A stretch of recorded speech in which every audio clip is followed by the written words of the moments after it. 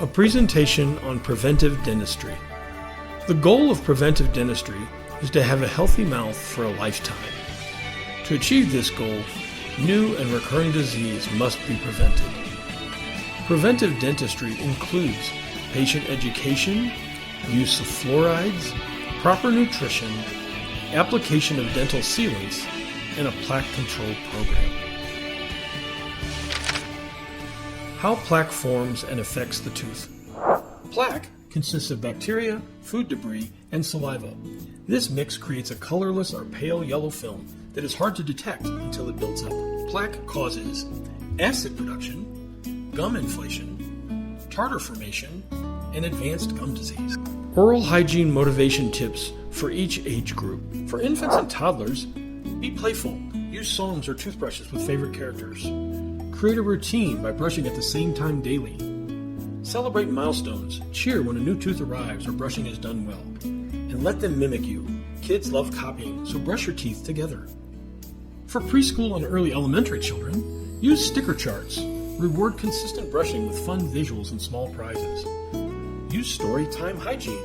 Read books about tooth fairies or cavity monsters. Colorful tools. Let them pick their toothbrush and toothpaste flavor, and turn checkups into exciting outings.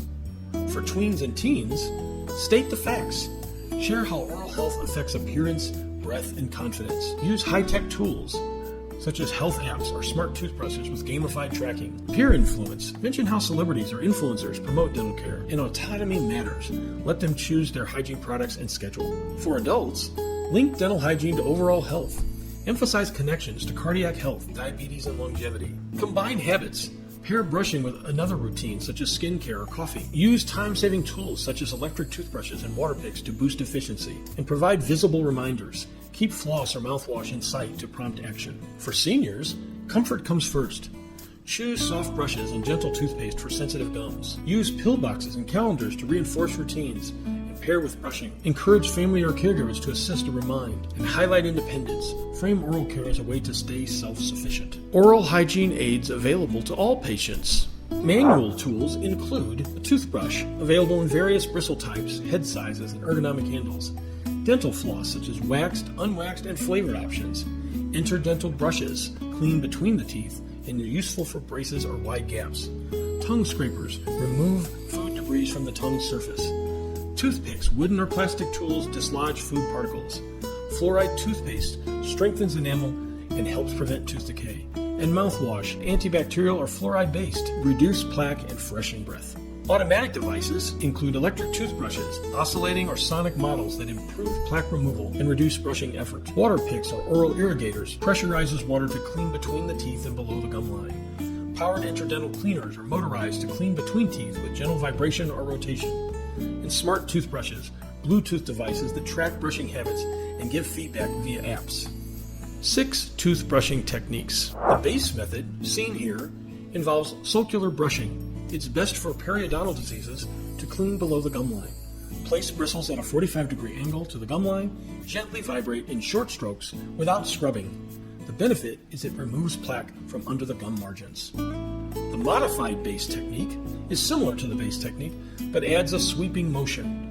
After vibrating, sweep bristles away from the gum line. The benefits include combining subgingival cleaning with surface plaque removal. The Stillman method is best for patients with gingivitis or exposed roots.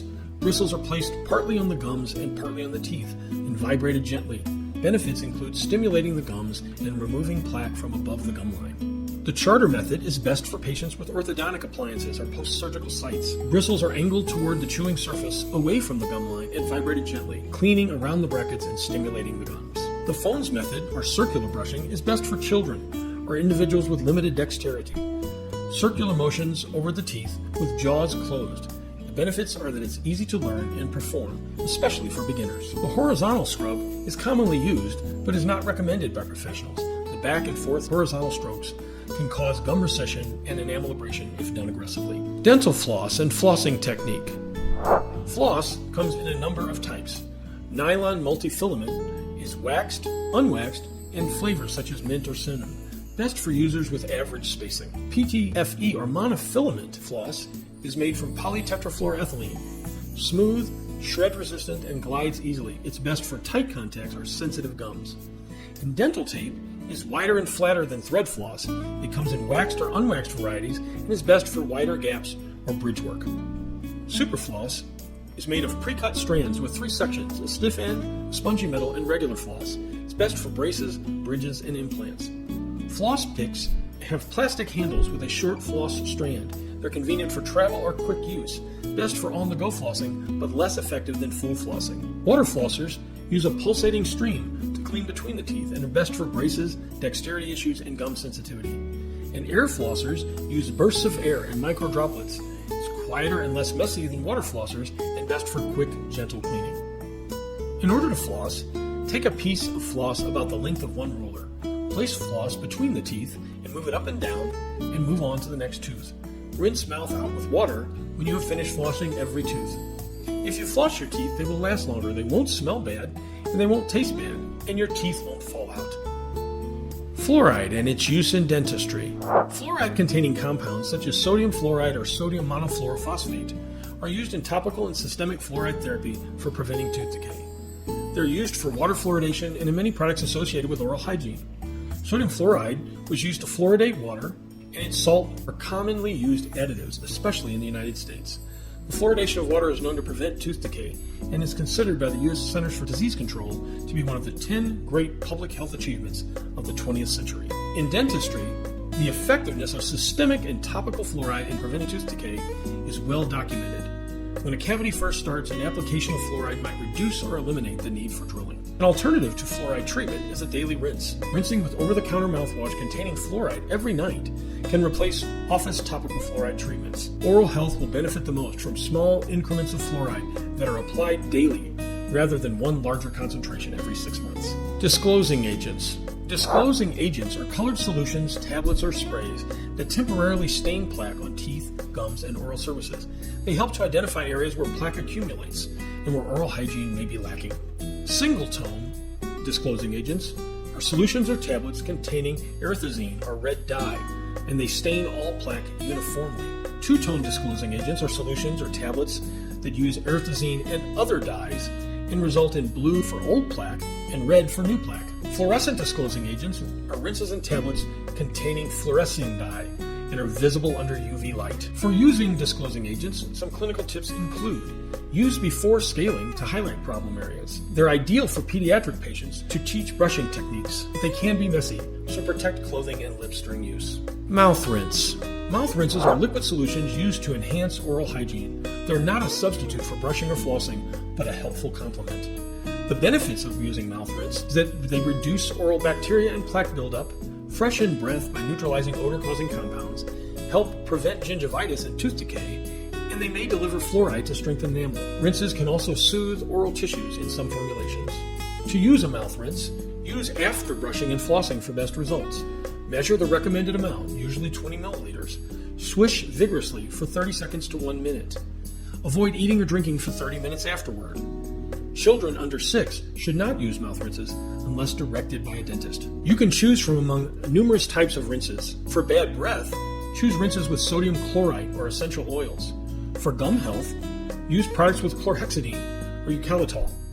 For cavity prevention, opt for fluoride-containing rinses.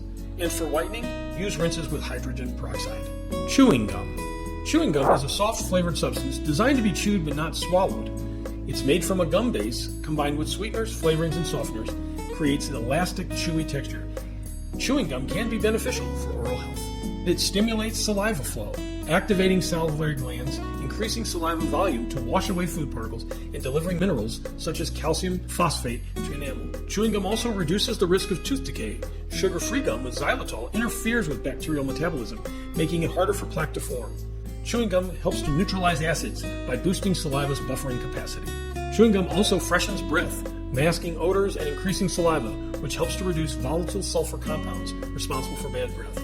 Gum may also strengthen enamel. Some are fortified with calcium or fluoride, offering additional enamel protection between brushing. When using chewing gum, avoid sugary gum. Gum with sugar feeds oral bacteria and increases the risk of cavities. Avoid overuse of gum. Excessive chewing may lead to jaw discomfort or TMJ issues in some people. Age characteristics. For early dental care in pregnancy, the American Academy of Pediatric Dentistry guidelines advise all pregnant women to receive counseling and oral health care during pregnancy, and also suggest that infants undergo oral health assessment by their first birthday. Many women are not aware of these guidelines and do not seek dental care during their pregnancy because they believe they do not have any dental problems. From 0 to 5 years, even before baby has teeth, parents should wipe their gums gently with a clean, wet cloth after each feeding. To avoid spreading bacteria that cause caries, parents should not put anything in the baby's mouth that has been in their mouth, including spoons, cups, etc. As soon as the first tooth appears, parents can brush the baby's teeth in the morning and before bedtime. A pea-sized dab of toothpaste can be used. Among the age-related changes are both coronal and root caries. Alveolar bone becomes more porous. There's an increase in gingival recession, systemic disease and medications causing dry mouth, salivary gland changes causing reduced saliva flow. And older adults frequently have anemia caused by iron deficiencies, resulting in red and burning tongue. The functional implications of these include reduced resilience. Teeth are more prone to fracture and wear. Altered aesthetics. Darker, worn teeth may affect smile appearance. Compromised sensitivity. Less pain response can delay detection of issues. And increased restorative needs. Crowns, fillings, and root canals become more common. Tongue brushing. Tongue brushing is an often overlooked part of oral hygiene because it's so simple. To clean your tongue, start at the back. Stick out the tongue and brush or scrape from the back, near the throat, where most bacteria and debris collect. Use gentle strokes. Brush forward in smooth, light motion. Avoid pressing too hard, and cover all zones. Clean the dorsum, the sides, and the tip of the tongue. When using a scraper, 1 pass per zone is usually enough. Then just rinse thoroughly. The benefits of tongue brushing include reducing bacteria. The tongue surface is covered in tiny grooves and taste buds that trap bacteria, food particles, and dead sill. It's a bad breath fighter. The trapped substances can produce volatile sulfur compounds that cause halitosis. Oral health booster. Regular tongue cleaning reduces plaque buildup and lowers the risk of gum disease and cavities. Finally, tongue brushing improves taste. Removing the buildup can enhance your ability to taste food more clearly. Home care. Dental hygiene at home includes brushing twice a day using a soft, bristled toothbrush and fluoride toothpaste. Floss at least once a day. Floss between the teeth where brushes can't reach. It's essential for preventing gum disease. Brush your tongue using a toothbrush or tongue scraper, starting from the back and moving forward.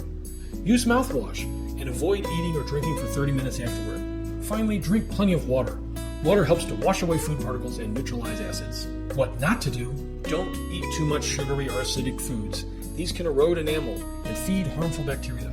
Rinse your mouth with water after eating. Don't use tobacco products. Smoking and chewing tobacco increase the risk of gum disease, tooth loss, and oral cancer. Don't forget to eat tooth-friendly foods. Crunchy fruits and vegetables like apples or carrots help to clean teeth naturally. Dairy products can provide calcium for stronger enamel. Don't keep your toothbrush for too long. Change it every 3 months or sooner if the bristles are frayed. And don't think that you can pay the medical bills. Patient motivation. One way to motivate patients is to create value, make a deal. In Vietnam, for example, dental clinics often offer incentives to their patients to come in and get treatments in a timely manner. In this ad, for example, the dental clinic is offering a special pricing on implants. Another way to motivate patients to take better care of their teeth is to be transparent. Publicize your rates. In this example, a Vietnamese clinic makes very clear what the prices of various treatments are. That way, the customer can educate themselves and be ready financially to handle important dental needs. Dentists and dental clinics also engage in philanthropic action. In some cases, this involves helping those in need to obtain important dental care, even when they have difficulty affording it. As for the best motivation, when all else fails, think of what happens if you don't take care of your teeth. Some people have very limited pain tolerance, and avoiding that pain might be the best motivation of all. Hydroxyapatite. What is hydroxyapatite? Hydroxyapatite is a biomimetic mineral that strengthens and repairs tooth enamel, making it an alternative or complement to fluoride. It is a naturally occurring calcium phosphate mineral that makes up 97% of tooth enamel and 70% of dentin, meaning it is already part of the teeth's structure. In the U.S., hydroxyapatite is not FDA approved for use in toothpaste for cavity prevention and does not have the American Dental Association seal of acceptance, but it is available for purchase online from specialty brands. How does hydroxyapatite and fluoride compare? This chart gives many examples. The benefits of hydroxyapatite include remineralization. It fills microscopic holes in the enamel, rebuilding and smoothing the surface. It seals exposed dentin tubules, reducing pain from hot or cold stimuli. Hydroxyapatite has been approved in Japan since 1993 as a cavity-preventive agent. And it's safe for children because it's bioidentical to enamel, it's non-toxic if swallowed. Sources for this presentation include the following. Thank you.